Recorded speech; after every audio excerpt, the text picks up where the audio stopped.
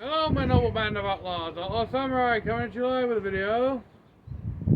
So, not totally trying to keep myself distracted until my Nodachi gets here. Considering I'm making this before the live stream. But in any case, so this is my new wooden training. I guess you could say a hybrid between a great sword and an odachi. It would be a European great sword and an odachi. But it serves the purpose for demonstrations of a lot of large sword movements. Now this is nowhere near the weight of a true great sword. This is, after all, at the end of the day, a poplar analog. But because of its two size specifications, and this is technically a little shorter than some great swords. Great swords tend to usually be between 5 and 7 feet tall. I'm 6 foot even in shoes, so this is about 6 feet long. But as we can see, it's kind of a review, kind of an impulse video. So, when wielding swords of this size and length, it's really important to keep your momentum flowing.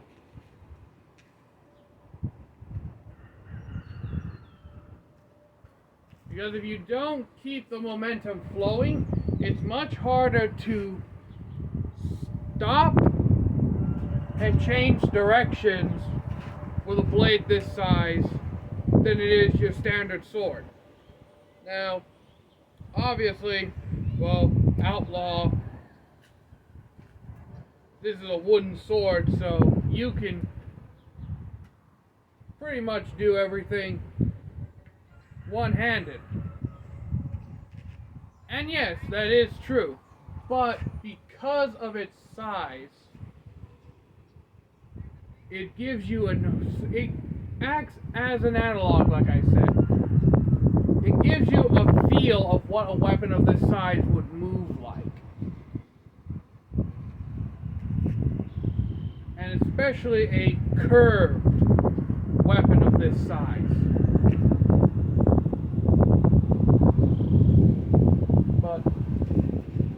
You just imagine you're on a battlefield of the 15th, 14th century, and you see, because something unique about these swords that some people don't mention is that these were reserved for only the most skilled and strongest members of your fighting unit, because of the intense physical demands of such a large blade. Only the physically strongest and most experienced soldiers could handle a sword of this size efficiently. Move my water jug over to act as a windbreak.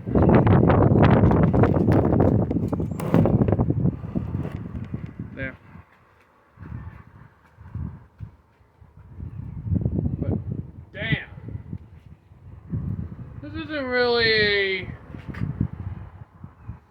This is more of a distraction video, if I'm being honest. But I could just imagine the almost shock and terror of wielding one of these, where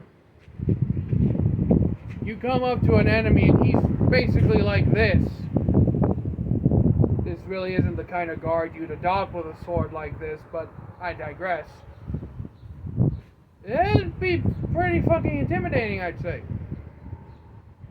Generally, with swords like these, retracted guards were more favored. So, like Wrath Guard, or almost a high guard, like so. retracted guards were more favored with these, or low-hanging guards.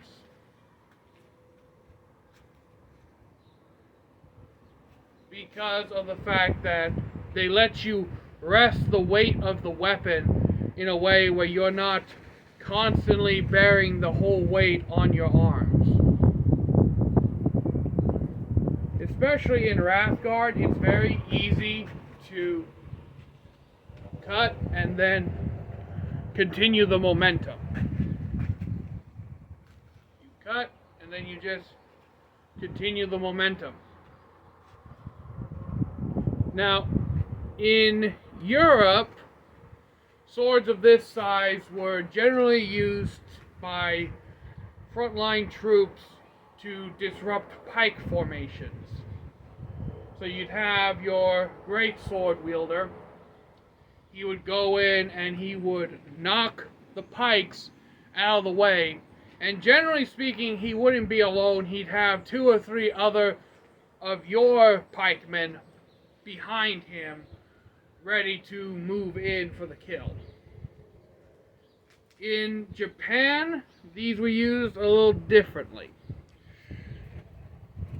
because these were mainly used during the Warring States era and fell out of practice in the Edo period. These were mostly used in the Sengoku Warring States era. And what these were used for mainly in terms of the Japanese context was to fight mounted samurai on horseback. And that's another thing that great swords also were used for in Europe, but for my research, not as much.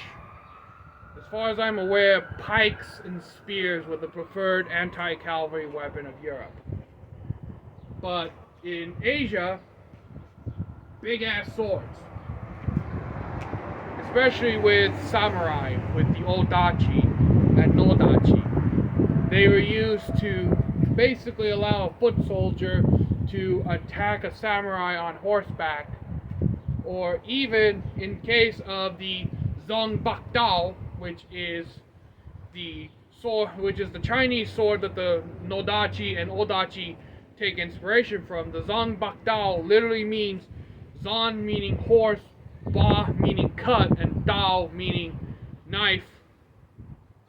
Dao translates as knife, but it can also mean single-edged sword. So it would literally, it's one of those terms that can be used interchangeably depending on the grammar of the sentence. So you have Zongbakdao, which means horse-cutting knife or horse-cutting sword, depending on the definition and the grammar used in the sentence. Outlaw showing that he actually paid attention in English class. But yeah. This has become an 8-minute video. So, basically, in conclusion, great swords, their purposes were pretty much mainly anti-cavalry weapons and anti-pike formations. Because you have to think, you have a horse and rider, the riders are good. If the horse is head level with you, the rider's up here. As the rider comes past, you could easily just plant your feet and cut them out of the saddle. Or if you're like me and have a cruel sense of humor, just swipe the horse's leg. Generally speaking, you wouldn't want to kill or injure the horse because it's a valuable commodity in war at that time. But,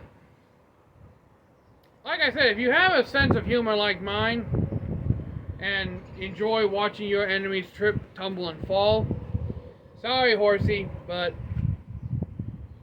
you're not on my side, so you're my enemy too. And I know that sounds cruel, but you need to think that, yes, while the horse doesn't understand the concept of enemies, he's still technically an enemy tool, an enemy's weapon. Because a horse can be just as dangerous as a fucking sword or a knife. But yeah. Arguably more so, because it's unpredictable. So yeah. I just thought I'd do this little quick great sword rant. Kind of distract me for 10 minutes while I wait on my sword. Hope y'all enjoy the live stream tonight while I do the unboxing. This is kind of a pre-update. I've had it set up for the past couple of days so everybody knows about it in advance. So if you can tune in, I'd much appreciate it. If you can't, I understand. So until next time, my noble band of outlaws, outlaw samurai tells all y'all, be crazy rednecks, be safe and use your weapons. I'm out. Peace.